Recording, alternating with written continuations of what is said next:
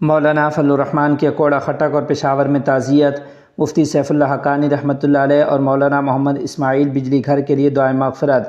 تفصیلات کے مطابق جمعیت علماء اسلام کے سربراہ مولانا فضل الرحمن نے اکوڑہ خٹک پہنچ کر جامعہ دارالعلوم حقانیہ کے ممتاز عالم دین مرحوم مفتی سیف اللہ حقانی رحمۃ اللہ علیہ کے انتقال پر ان کے صاحبزادے مولانا انور مسرور سے تعزیت کا اظہار کیا ہے۔ اس موقع پر مولانا فضل الرحمن نے مفتی سیف اللہ حقانی رحمۃ اللہ علیہ کی دینی، علمی اور تدریسی خدمات کو زبردست خراج تحسین پیش کرتے ہوئے ان کی مغفرت، بلندی درجات اور پسماندگان کے لیے صبر جمیل کی دعا کی۔ بعد ازاں فاتح خوانی بھی کی گئی۔ تعزیتی ملاقات کے دوران دارالعلوم حقانیہ کے محتمم مولانا انوار الحق حقانی، نائب محتمم مولانا راشد الحق حقانی، سینیٹر مولانا عطاء الحق درویش اور دیگر ذمہ دار شخصیات بھی موجود تھیں۔ دریں اثنا پشاور میں مولانا فضل الرحمن نے معروف عالم دین مفتی قاسم بجلی گھر کے چھوٹے بھائی مولانا محمد اسماعیل بجلی گھر کے انتقال پر بھی اہل خانہ سے تعزیت کی ہے۔ انہوں نے مرحوم کے لیے دعائے مغفرت، بلندی درجات اور اہل خانہ و متعلقین کے لیے صبر جمیل کی دعا کی، جبکہ فاتح خوانی بھی کی گئی۔ مولانا فضل الرحمن نے اس موقع پر مرحومین کی دینی خدمات کو سراہتے ہوئے ان کے درجات کی بلندی کے لیے خصوصی دعائیں کی ہیں۔ سنبھل میں قدیم مسجد کی مسماری پر مسلمانوں میں تشویش، مقامی افراد کا احتجاج۔ تفصیلات کے مطابق بھارتی ریاست اتر پردیش کے ضلع سنبھل کے گاؤں کثیرواں میں واقع ایک قدیم مسجد کو انتظامیہ کی کارروائی کے دوران منہدم کر دیا گیا، جس کے بعد مقامی مسلم آبادی میں شدید تشویش اور بے چینی پائی جا رہی ہے۔ مقامی ذرائع کے مطابق مسجد کو بچانے کے لیے علاقے کے مسلمانوں نے قانونی اور انتظامی سطح پر مختلف کوششیں کیں۔ مقامی افراد نے انتظامیہ سے کارروائی روکنے کی اپیلیں بھی کیں، جبکہ بعض مسلم رہنماؤں نے اعلیٰ حکام سے رابطے کر کے مسجد کی مسماری رکوانے کی کوشش کی، تاہم یہ کوششیں کامیاب نہ ہو سکیں۔ مسجد کی شہادت کے بعد علاقے میں غم و غصے کی فضا دیکھی جا رہی ہے۔ مقامی مسلمانوں کا موقف ہے کہ ملک میں حالیہ برسوں کے دوران مساجد اور دینی اداروں کے خلاف کارروائیوں میں اضافہ ہوا ہے، جس کے باعث مذہبی آزادی اور اقلیتی حقوق کے حوالے سے خدشات جنم لے رہے ہیں۔ دوسری جانب حکومتی اور انتظامی حلقوں کا کہنا ہے کہ ایسی کارروائیاں قانونی ضوابط اور متعلقہ قواعد و ضوابط کے مطابق کی جاتی ہیں۔ مسجد کی مسماری کا واقعہ سوشل میڈیا پر بھی موضوع بحث بنا ہوا ہے، جہاں مختلف حلقے اس پر اپنے رد عمل کا اظہار کر رہے ہیں۔ بوکھرا کے معروف عالم دین مولانا خلیق الزمان قاسمی انتقال کر گئے۔ تفصیلات کے مطابق بھارت کے علاقہ بوکھرا کے ممتاز عالم دین، بقیت السلف اور محتمم مدرسہ قاسمیہ قاضی بہاری حضرت مولانا خلیق الزمان قاسمی رحمۃ اللہ علیہ کا انتقال ہو گیا ہے۔ ان کے انتقال کی خبر سامنے آنے کے بعد دینی، علمی اور عوامی حلقوں میں گہرے رنج و غم کی فضا قائم ہو گئی ہے۔ مولانا خلیق الزمان قاسمی رحمۃ اللہ علیہ طویل عرصے تک تدریس، اصلاح و تربیت اور دینی خدمات سے وابستہ رہے۔ انہوں نے مدرسہ قاسمیہ قاضی بہاری کے ذریعے ہزاروں طلباء کی علمی و اخلاقی تربیت میں اہم کردار ادا کیا اور علاقے میں علمی و دینی رہنمائی کا فریضہ انجام دیتے رہے۔ ان کے انتقال پر علماء، طلباء، عقیدت مندوں اور مختلف سماجی شخصیات نے گہرے دکھ اور افسوس کا اظہار کرتے ہوئے مرحوم کی علمی، دینی اور اصلاحی خدمات کو خراج عقیدت پیش کیا ہے۔ مرحوم کے لیے دعائے مغفرت، بلندی درجات اور جنت الفردوس میں اعلیٰ مقام کی دعا کی جا رہی ہے، جبکہ اہل خانہ، شاگردوں، متعلقین اور پسماندگان کے لیے صبر جمیل کی بھی دعا کی گئی ہے۔ معروف عالم دین مولانا خیر الدین قاسمی کا مبینہ قتل، علمی حلقوں میں غم کی لہر۔ تفصیلات کے مطابق معروف عالم دین مولانا خیر الدین قاسمی فاضل دارالعلوم دیوبند کے مبینہ قتل کی خبر نے علمی، دینی اور سماجی حلقوں میں گہرے رنج و غم کی فضا پیدا کر دی ہے۔ اطلاعات کے مطابق مولانا خیر الدین قاسمی کو مبینہ طور پر اغوا کرنے کے بعد قتل کر دیا گیا اور ان کی لاش ریلوے ٹریک کے قریب پائی گئی۔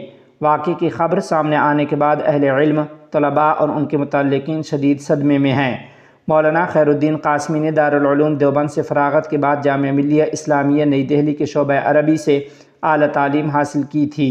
وہ کچھ عرصہ سعودی عرب میں دینی و تعلیمی خدمات انجام دیتے رہے اور بعد ازاں بہار کے ایک تعلیمی ادارے میں تدریسی فرائض سر انجام دے رہے تھے۔ مرحوم اپنی علمی صلاحیت، خوش اخلاقی اور تعلیمی خدمات کے سبب دینی حلقوں میں قدر کی نگاہ سے دیکھے جاتے تھے۔ ان کے انتقال کو علمی و دینی دنیا کے لیے ایک بڑا نقصان قرار دیا جا رہا ہے۔ واقعے کی تحقیقات جاری ہیں، جبکہ اہل خانہ اور متعلقین نے انصاف کا مطالبہ کیا ہے۔ مختلف دینی و سماجی شخصیات نے مرحوم کے لیے دعائے مغفرت اور اہل خانہ کے لیے صبر جمیل کی دعا کی ہے۔ طلباء جمعیت کی ملک گیر شجرکاری مہم، مختلف اضلاع میں ہزاروں پودے لگائے گئے۔ تفصیلات کے مطابق طلباء جمعیت بنگلہ دیش نے ماحولیاتی تحفظ، سبزہ کاری کے فروغ اور موسمیاتی تبدیلیوں کے منفی اثرات سے نمٹنے کے لیے اپنی مرکزی مہم کے تحت ملک کے مختلف اضلاع میں شجرکاری پروگرام منعقد کیے، جن میں کارکنان اور ذمہ داران نے بھرپور شرکت کی ہے۔ تریشال ضلع میمن سنگھ میں طلباء جمعیت کی جانب سے ڈھاکہ میمن سنگھ شاہراہ کے قریب شجرکاری مہم کا انعقاد کیا گیا۔ پروگرام کا افتتاح جمعیت علماء اسلام تریشال کے نائب جنرل سیکرٹری مفتی عزیز الحق طلحہ اور معاون سیکرٹری مفتی عبد الرحمن نے کیا۔ اس موقع پر طلباء جمعیت تریشال، بنگلہ دیش کے صدر مفتی مستقیم باللہ اور جنرل سیکرٹری عبداللہ بن عثمان کی قیادت میں متعدد کارکنان اور ذمہ داران شریک ہوئے۔ ادھر سلٹ ضلع جنوبی شاخ کے زیر اہتمام مختلف تعلیمی اداروں میں پودے لگائے گئے۔ تقریب میں جمعیت علماء اسلام سلٹ ضلع جنوبی کے دفتری سیکرٹری مولانا فیصل احمد بطور مہمان خصوصی شریک ہوئے۔ اس موقع پر ضلع جنوبی طلباء جمعیت کے جنرل سیکرٹری نعیم احمد، تربیتی سیکرٹری شیخ عبداللہ اسامہ اور دیگر قائدین بھی موجود تھے۔ باری سال میں بھی طلباء جمعیت بنگلہ دیش کی جانب سے شہر کے مختلف اہم مقامات پر شجرکاری مہم چلائی گئی۔ پروگرام میں ماحولیاتی توازن برقرار رکھنے، موسمیاتی تبدیلیوں کے اثرات کم کرنے اور آئندہ نسلوں کے لیے بہتر ماحول فراہم کرنے کی اہمیت کو اجاگر کیا گیا۔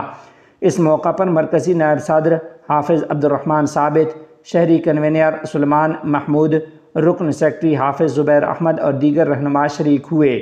اسی طرح باہوبل اپ ضلع شاخ کے زیر اہتمام بھی شجرکاری پروگرام منعقد کیا گیا، جس میں شاخ کے نائب صدر سفیان بن احمد، جنرل سیکرٹری منذاب شاہام، تنظیمی سیکرٹری نعیم تعلقدار اور دیگر ذمہ داران و کارکنان نے شرکت کی ہے۔ مختلف مقامات پر مقررین نے کہا کہ درخت ماحولیاتی توازن برقرار رکھنے کا بنیادی ذریعہ ہیں، اس لیے ہر شہری کو زیادہ سے زیادہ درخت لگانے اور ماحول کے تحفظ میں اپنا کردار ادا کرنے کی ضرورت ہے۔ شرکاء نے اس عزم کا اظہار کیا کہ سبز اور ماحول دوست بنگلہ دیش کی تعمیر کے لیے ایسی فلاحی اور عوامی مہمات مستقبل میں بھی جاری رکھی جائیں گی۔ جامعہ مدنیہ انگورہ محمد پور کے زیر اہتمام سیمینار کی تیاریاں جاری، سلٹ میں مشاورتی اجلاس منعقد۔ تفصیلات کے مطابق جامعہ مدنیہ انگورہ محمد پور بنگلہ دیش کے فضلاء، ابناء اور حفاظ کی تنظیم الشہاب کونسل کے زیر اہتمام آئندہ 13 جون کو منعقد ہونے والے سیمینار کی تیاریوں کے سلسلے میں مختلف سرگرمیاں جاری ہیں۔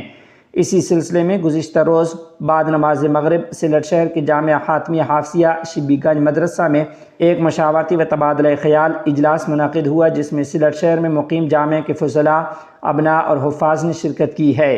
اجلاس میں سیمینار کی کامیابی کو یقینی بنانے کے لیے مختلف تجاویز اور آراء پیش کی گئیں، جبکہ شرکاء نے پروگرام کو ہر لحاظ سے کامیاب بنانے کے عزم کا اظہار کیا ہے۔ اس موقع پر مقررین نے جامعہ کے سابقہ طلباء اور وابستگان کے درمیان باہمی روابط کو مزید مضبوط بنانے اور تعلیمی و دعوتی سرگرمیوں کے فروغ کی ضرورت پر بھی زور دیا ہے۔ سلٹ شہر کے مختلف علاقوں سے آنے والے جامعہ کے فضلاء، ابناء اور حفاظ نے سیمینار کے انتظامی امور، عوامی رابطہ مہم اور دیگر متعلقہ موضوعات پر اپنی قیمتی آراء پیش کیں اور پروگرام کی کامیابی کے لیے بھرپور تعاون کی یقین دہانی کرائی ہے۔ قرآن کریم کا 800 سالہ قدیم قلمی نسخہ دریافت۔ تفصیلات کے مطابق افغانستان کے صوبہ پنجشیر کے محکمہ اطلاعات و ثقافت نے اعلان کیا ہے کہ ضلع آبشار کے ایک علاقے سے قرآن کریم کا ایک نایاب اور قیمتی قلمی نسخہ دریافت ہوا ہے، جو تقریباً 800 سال قدیم ہے۔ یہ تاریخی نسخہ علاقے کے ایک رہائشی نے محکمہ اطلاعات و ثقافت کے حوالے کیا ہے تاکہ اس کی مناسب حفاظت اور تحقیق کو یقینی بنایا جا سکے۔ حکام کا کہنا ہے کہ اس تاریخی مصحف کو مزید جانچ، دستاویزی جائزے اور تحفظ کے لیے متعلقہ ثقافتی اداروں کے حوالے کیا جائے گا تاکہ اس کی تاریخی اور علمی اہمیت کا مکمل تعین کیا جا سکے۔